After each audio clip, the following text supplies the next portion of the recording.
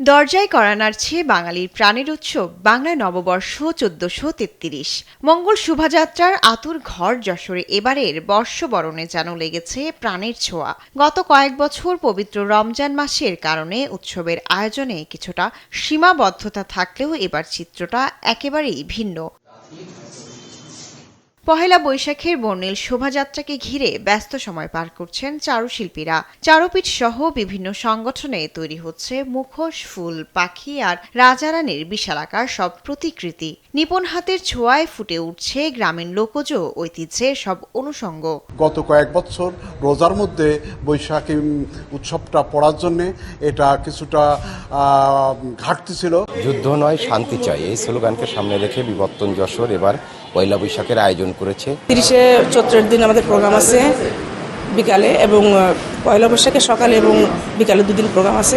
দীর্ঘ বিরতির পর এমন জাঁকজমকপূর্ণ আয়োজনে উচ্ছ্বসিত জেলার সংস্কৃতি কর্মী থেকে শুরু করে সাধারণ মানুষ। একমাত্র আরএফএল ক্লাস পাইপ নিশ্চিত করে প্রতি ইঞ্চিতে সঠিক থিকনেস ও সঠিক মাপ। পাইপের বস, না কিনলে লস। আয়োজনে আমরা বিভিন্ন ধরনের যে বড় সামগ্রীগুলো আছে সেগুলো তৈরি করেছি। রং করছি, এটা নিয়ে আমি বাংলা নববর্ষের দিন শোভাযাত্রায় বের হব। প্রকৃতির সব ছ্যাম্বল যত প্রাণীগুলো আছে, প্রাণীগুলো সব প্রকৃতি, মানে তাদের প্রতিকৃতিটাই আমাদের শোভাযাত্রায় তুলে ধরা হয়েছে। ১৯৮৫ সালে যশোরে মাহবুব জামাল শামীম ও হিরণময় চন্দ্র এর উদ্যোগে চারুপীঠ প্রথম বর্ষবরণ শোভাযাত্রা শুরু হয়, যা শুরুতেই ব্যাপক সাড়া ফেলে। সময়ের সঙ্গে এটি দেশজুড়ে ছড়িয়ে পড়ে এবং ২০১৬ সালে ৩০ নভেম্বর ইউনেস্কো স্বীকৃতি পায়। এই বর্ষবরণ শোভাযাত্রা হয়েছিল যশোরে। পরে একটা সুন্দর নাম দরকার, মঙ্গল শোভাযাত্রা হলো।